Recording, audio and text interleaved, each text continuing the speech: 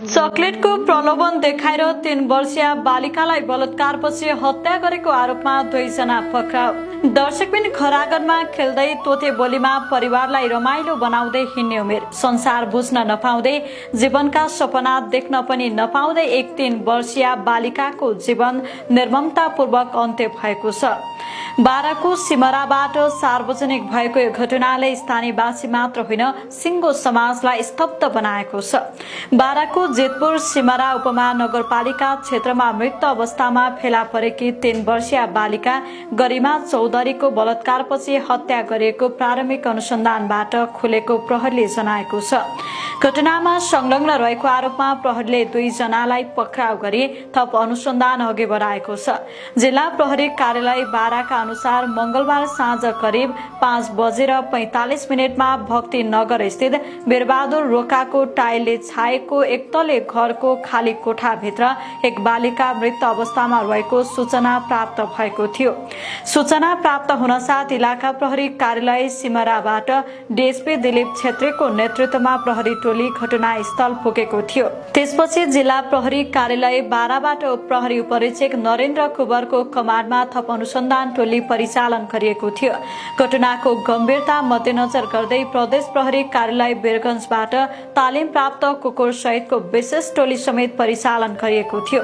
अनुसन्धानका क्रममा मृत बालिका जितपुर सिमरा 1 10थुरी निवासी मनमती चौधरीको 3 वर्षीय छोरी गरिमा चौधरी रहेको खुलेको प्रहरीले जनाएको छ। प्रहरीका अनुसार गरिमा साउन 31 गते बिहान करिब 8:30 बजे घरबाट हराएकी थिइन्। परिवारले खोजी गरिरहेकै बेला साँझ उनको शव फेला परेको हो।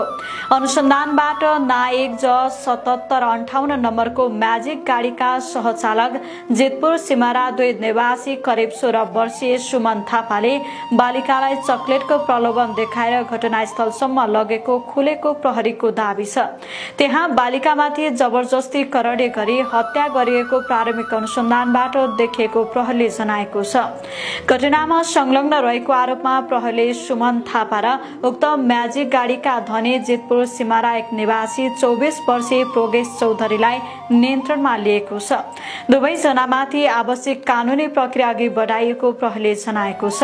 यो घटनाले बालबालिकाको सुरक्षा, अभिभावकीय सतर्कता र समाजमा बढ्दो हिंसाबारे गम्भीर प्रश्न उठाएको छ।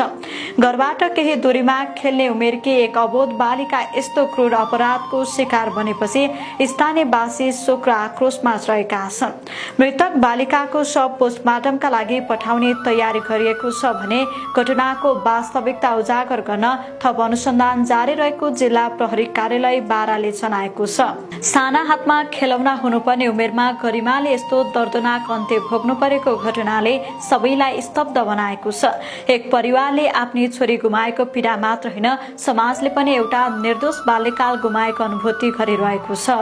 घोडा दुखेर आएको, डाक्टरको दबाई खायो, के भएन, घोडामा सुई लायो, के भएन, के गरिन् के नभए वैद्यमा आएर दबाई खाएको अब 3 महिना भयो। अहिले बुझ्नु बस्नु नै